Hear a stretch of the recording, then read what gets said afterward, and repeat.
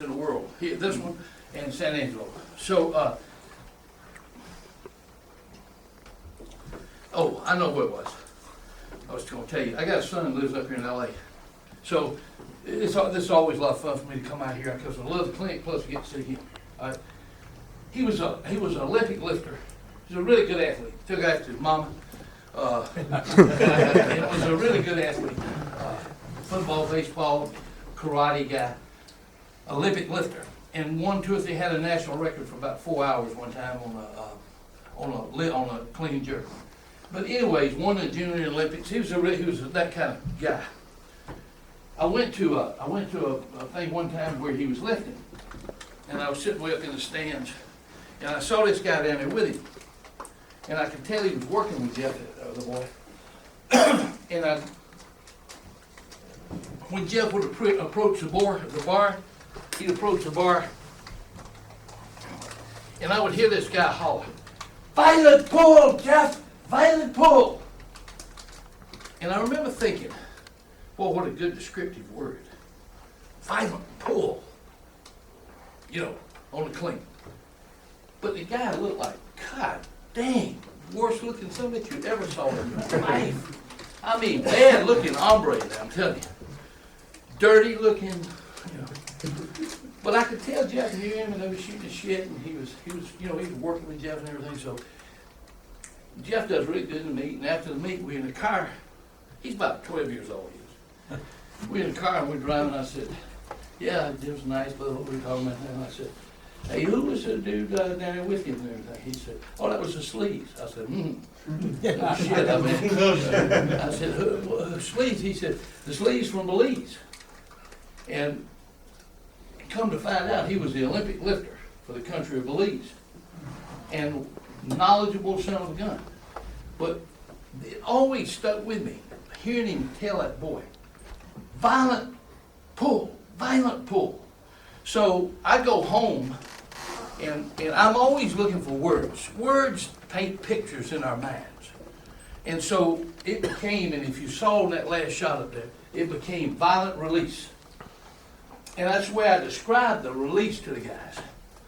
Press the blocker, violent release. Violent release. And I got that from the picture that guy was painting that day in Jeff's mind and also in mine. But I think words like that paint a picture in people's mind. Now this is drive. We talk about drive. Go ahead. These are some good shots of some people getting their ass whipped pretty good. And this is a good one. Great stick and drive. And this is a good one. I think this is the center. Great stick and drive. And this is a good one reason width right here is important to me. Okay? And this is a good one. Hey. And run it back one time, please, Chris. Let me tell you. One of the things about this one right here, watch these guys. I'm telling you now, it looks like this old ball carrier's got something to eat and we all hungry. Watch this right here. I love this shot. I mean, boy, he drew a damn crowd. All right. Now, run this back. We talk about zone. Zone is why I like width. Watch this. Stop it right there. Let me tell you, it's my theory that if your nose and your asshole are not in a straight line on the target, you have no power. Okay, you have no power. You got to be in a straight line on the target. Here's what happened to the New Orleans guard right there. My three is playing like I want him to, and I'll tell you next period if you stay around it. He does this. He has to open the zone. Well, his power angle is toward you, coach. It ain't toward this three technique. But this three technique turns his ass all the way around, and we do that a lot to zone blockers. Attacking the zone blocker. Back him up one time and go, and then you'll see a TV shot of it.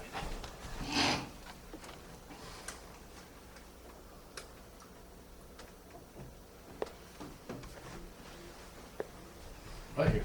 Stop him right there. There's the guard. But you know what? He's zoning. His power alley is right here. That three technique is knocking his ass back right there. Okay, and that's why width is important to me, especially against zone teams. Okay, go ahead, please.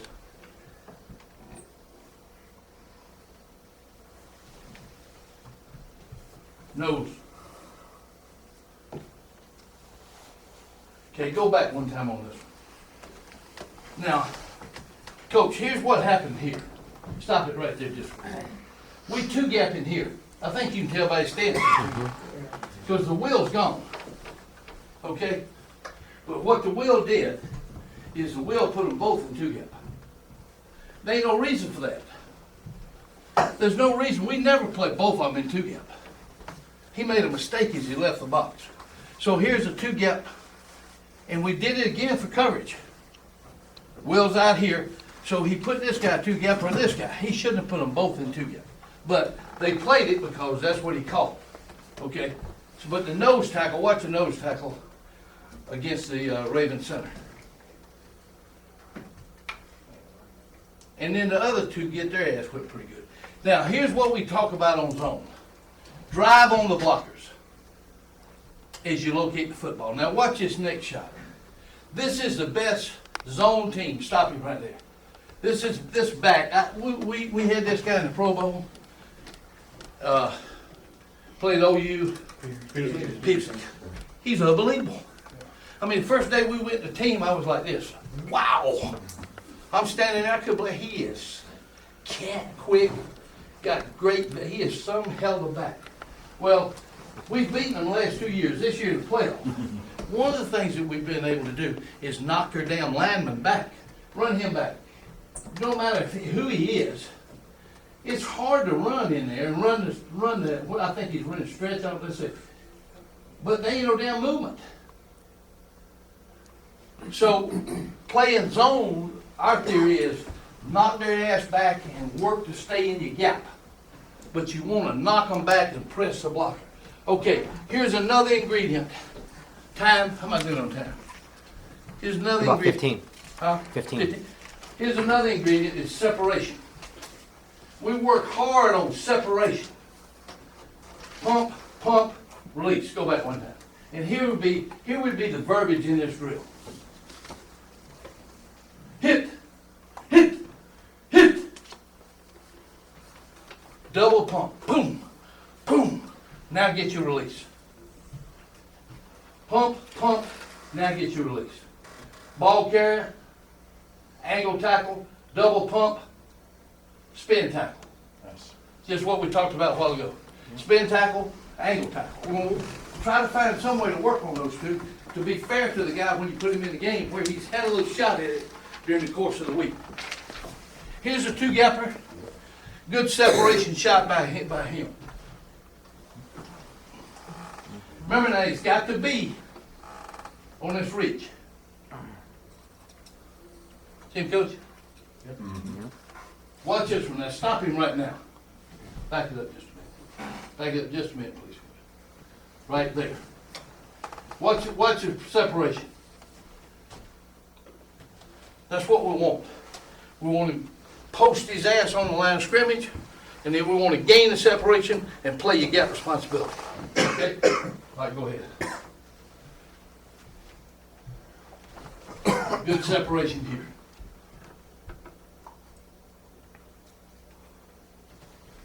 Nose tackle. I just try to get his hands. Okay, run that one back one time. This is Garud. Y'all saw this same guy playing against one of the Pro Bowl centers. This is the other one. This is a boy from Dallas who's a damn fine football player. Run it back one time, please, Coach. Watch 97. Come out them legs. Okay, go ahead. Right in.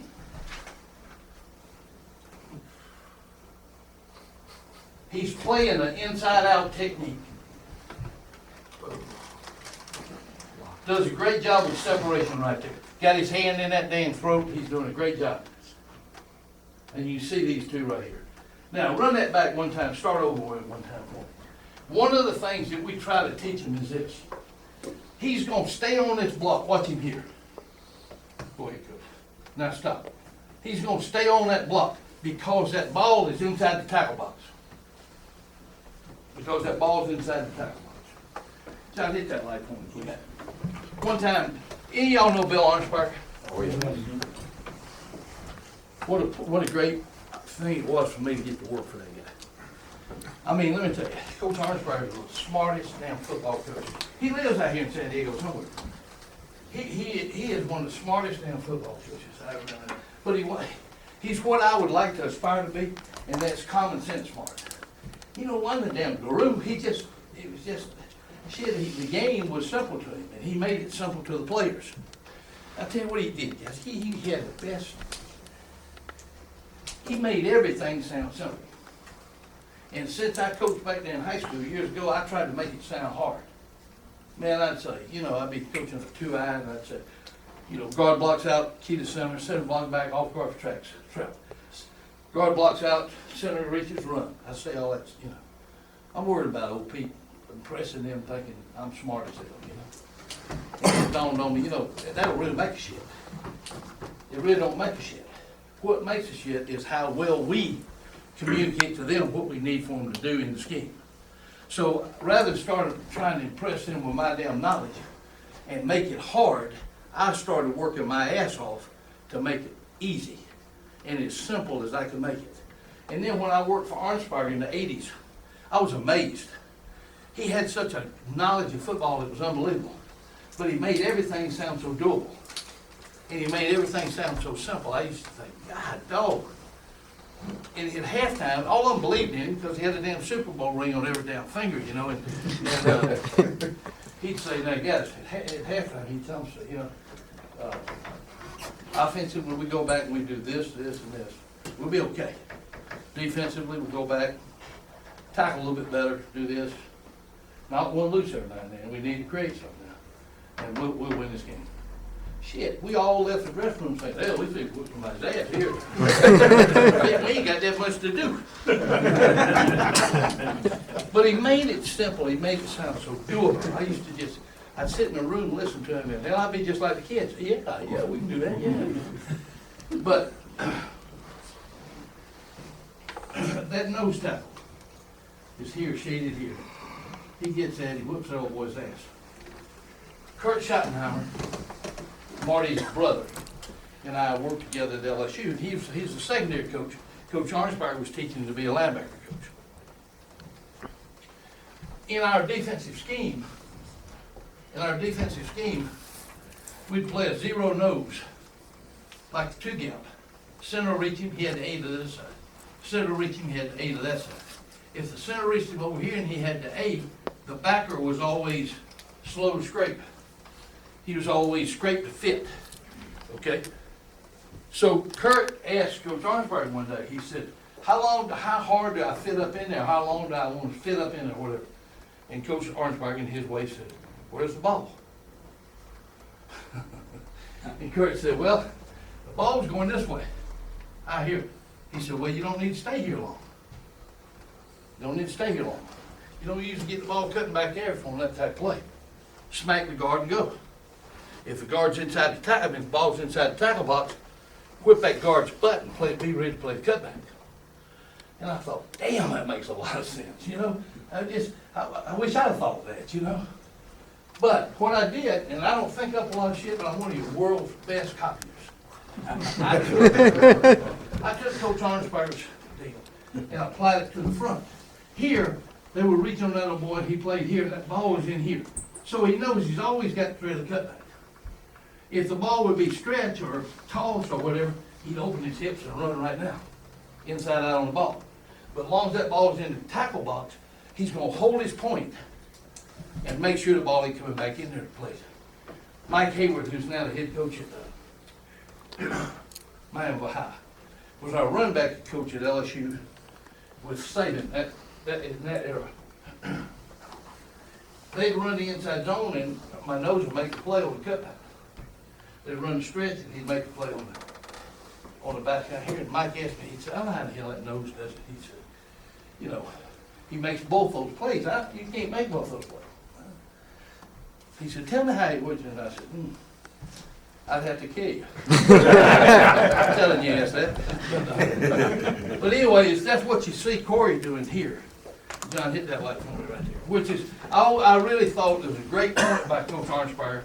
And it's really helped my guys. Okay, go ahead.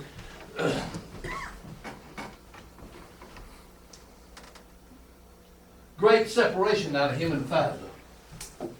Now, this is an interesting stuff. This is Southern Cal. Run it back one time for me, please. Watch the 2-2 techniques. The one on the left gets his face in there. And years ago, I used to talk about head and hands. Well, if you talk to me about head and hands, what you saying first? Head. So boom, boom. That's what he did. I don't talk about the head. It gets in there sometimes. I don't talk about it. I talk about hips and hands. Okay? Now, if you watch the two, will you run this several times back and forth? Watch the 2-2 techniques. The one on the left, they both issue out a good ass whipping for the Southern Cal guards, okay? But the one on the left has got it, he doesn't see the tailback. Now look at the one on the right. Because of separation, he's able to help us by making a play on the back. The one on the left don't help our ass. I know he whipped the Southern Cal guard's ass. That's just part of the problem. The rest of it is making the play. Okay? So I saved that over the years because I thought that was a really good shot of separation, what it can do and what it does if you don't get separation. Okay, go ahead and look. 5 minutes, Coach. Okay, good. All right, go ahead, Coach. Separation, no separation. Play, no play. Okay, then the last, as we get into the thing in the process, we explode, drive it, release, tackle.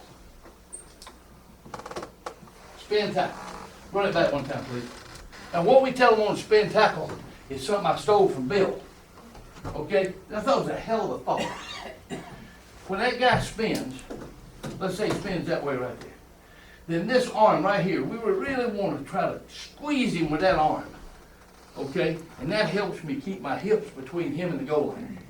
On a spin tackle, we tell them, try to keep your hips between him and the goal line. Don't let it do this. And be sure to lock up, club up, and lock up. Okay, you'll see Mike doing that right here. See him working his hips to the left right there? Explosion. Back one time, please. We're always working on this. Always working on that. Okay? And when we're doing any kind of drill, re-drill, anything like that, we never use that ball on a line. It's too damn easy to line up for them. I want it to make them have to line up correctly, so we'll put a foot behind the line or whatever. But it's really important, and we work this. We start off, with a movement, and then we go to sound, and then we go to hard count. But we try to do that. I'd rather solve that problem than have it occur in the game. Now I'm gonna brag a little bit, okay? We've had 2 offside penalties at the Eagles since I've been there. 2 offsides. We had 1 alignment penalty off in the ball, and I think they screwed the guy. It was a 7 technique, and I tell you the truth, I don't know why the hell they called it. Now, I got good players, okay? But here's the other thing. We work our ass off. It's part of our mentality. When we go to 9 on 7, we hard count. We have a hard count at some point in time. We go to team, we're going to hard count. I worked for a guy once that wanted hard counts on Thursday in college, which would be your Wednesday. Shit, John, we're supposed to be polishing. Now, hey, what the hell jumping offside? Do that shit on Monday. Get that stuff worked out on Monday. Don't wait till polish day to do it. And what I try to do on every agility drill or every sled drill or anything else is we progress. I work on that ball and then I put some hard count with it and everything. I don't worry about that during the game. All right, go ahead, please. Good release, spin tackle. Release, spin tackle. This is ball. This is ball. Now, I don't think I showed, the first one was an angle tackle shot. This is all this is speed. Okay, keep going with it, Coach.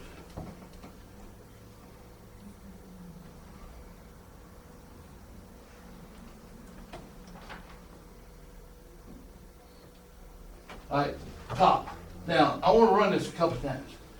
First of all, somebody tell me now. First, it's a hell of a play. Watch this guy. Watch the hips, hands, and then foot. Everybody see that then? Now, run it back one time. Watch his back level. Watch his back level as he strikes.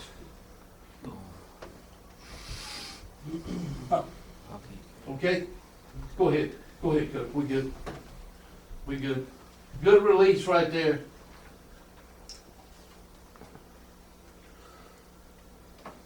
Strike and release and tackle, okay? All right, go ahead. All right, go ahead through this, just fast forward. I should have put that in there again, that's 5 minutes, you said? Hit that light for me, John. Kind of to wrap it up now, here's what we're talking about. We talked about hand drills, we talked about, Coach, you asked me about off-season. Try to get a lot of that accomplished in off-season, okay? Here's the other thing. I don't know where anybody saw this tonight, I hope you did. Because we all coaches, we all try to do things right, do them the same. Look, I want them done, I want that, when he's doing those hands, that's why they pop their eyes, because I'm insistent upon that. Don't do part of it right and part of it wrong, that's bullshit, okay? Get everything, I try to do everything and do it all correctly. So we talked about hands, quickness, hand placement, we talked about where they go, then we talked about hips, exploding out of the hips. I gave you my theory on that foot deal. Could be right, could be wrong.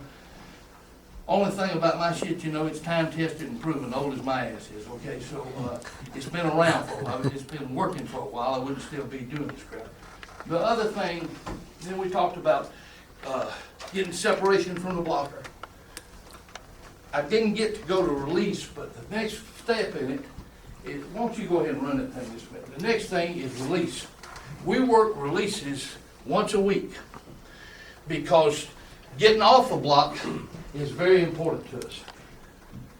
Go fast, Coach. So that's the end thing is release tackle, okay?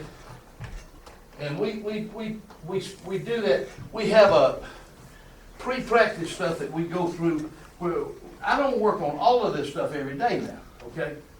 But I have a plan to try to get it touched on during the course of a week. Because when I put a guy out there, I would like for him to feel like he's prepared for the game. Now here they are on the release drill. Here's another thing. Run it back one time, please, Coach. Every drill that we do, we work a line. We work on the line. And when the drill stops, go ahead and run this thing. When the drill stops, I want his feet on that side of the line. Because the gate, offensively, they're coming this way. The gate's either going to go that way or the gate's going to go that way. Defensively, we want the gate to go that way. So we're always working in our minds up the field. Up the field, okay? Go ahead and run it, Coach. Did they blow a horn or anything? I forget. Here's the release using the arms. Swim release.